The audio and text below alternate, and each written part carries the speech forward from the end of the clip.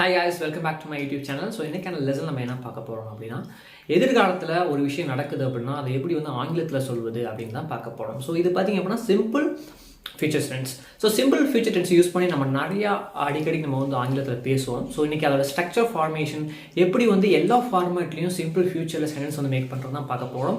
So இந்த video பார்க்கறதுக்கு முன்னாடி நீங்கள் இன்னும் ஸ்ரைகல் செட் யூடியூப் சேனல் சப்ஸ்கிரைப் பண்ணலாம், சப்ஸ்கிரைப் பண்ணிக்கோங்க, கூட பெல் ஐகான் கிளிக் பண்ணிக்கோங்க. Then only you get notified whenever we post new videos. Okay, let's get started to the lesson. So இன்னைக்கு பார்த்தீங்க அப்படின்னா as I told you already, simple future. So simple futureல நம்ம மூணு auxiliary verb வந்து use பண்ணணும், சரிங்களா? So அந்த மூணு வெர்ப் என்ன அப்படின்னு பார்த்தீங்க அப்படின்னா can, will, shall.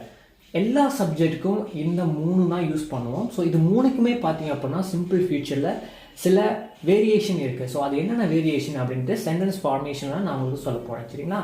He, C, it. Heena அவன், ஷீனா அவள், இட்னா அது இது, யூனா நீ நீங்கள், தேனா அவர்கள், பீனா நாம் நாங்கள், ஐனா நான். ஓகேங்களா?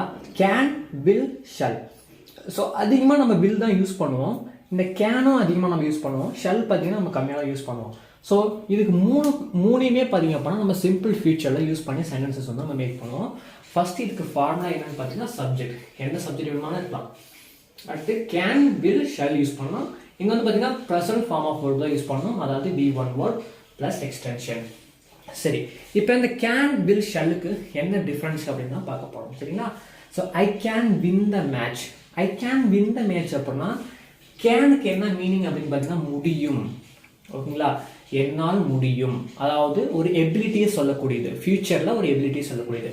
ஐ கேன் வின் த கேம், என்னால் அந்த கேமை வெல்ல முடியும், அதாவது simple future. I will win the game. I will win the game அப்படின்னா வில் அப்படின்னு பார்த்தீங்க அப்படின்னா விருப்பம், willingness or offering things to do. அதாவது வில் அப்படின்னா நான் பண்ணுவேன், ஓகேங்களா? அந்த மாதிரி I will win the game. இது பார்த்தீங்கன்னா பேசிக்காக ஒரு வில்லிங்னஸ், ஃபியூச்சரில் ஒரு விஷயம் நடக்குது, கண்டிப்பாக நடக்கும் நடக்காது அப்படிங்கிற ஒரு மீனிங். ஓகேங்களா? I will win the match, நான் வந்து அந்த கேம் வந்து ஜெயிப்பேன். I will win the game, அந்த கேமில் நான் ஜெயிப்பேன். ஐ கேன் வின் அப்படின்னா என்னால் அந்த கேமை வெல்ல முடியும்.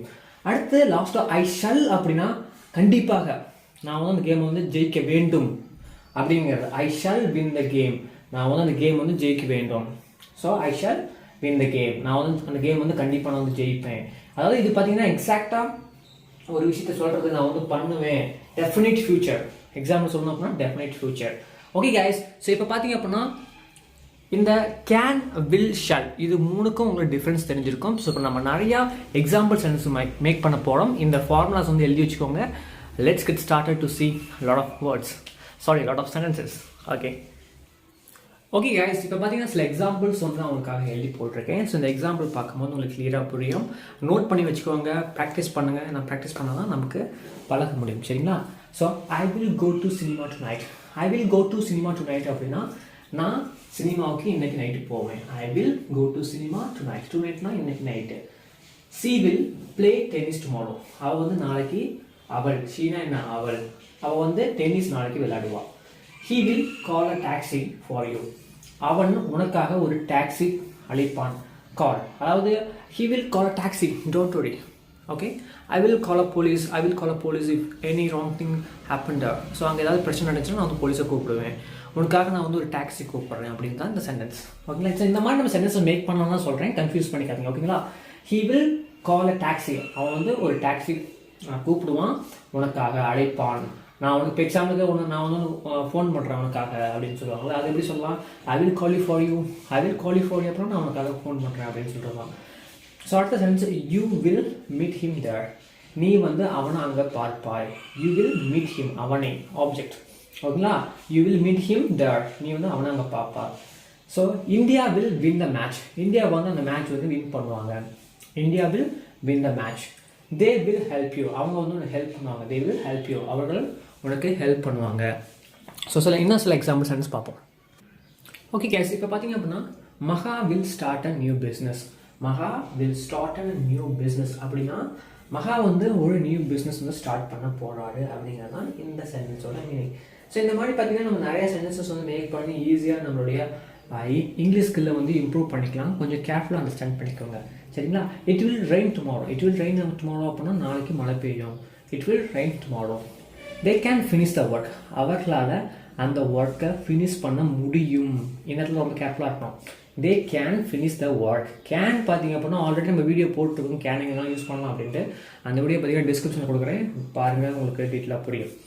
we can complete the task.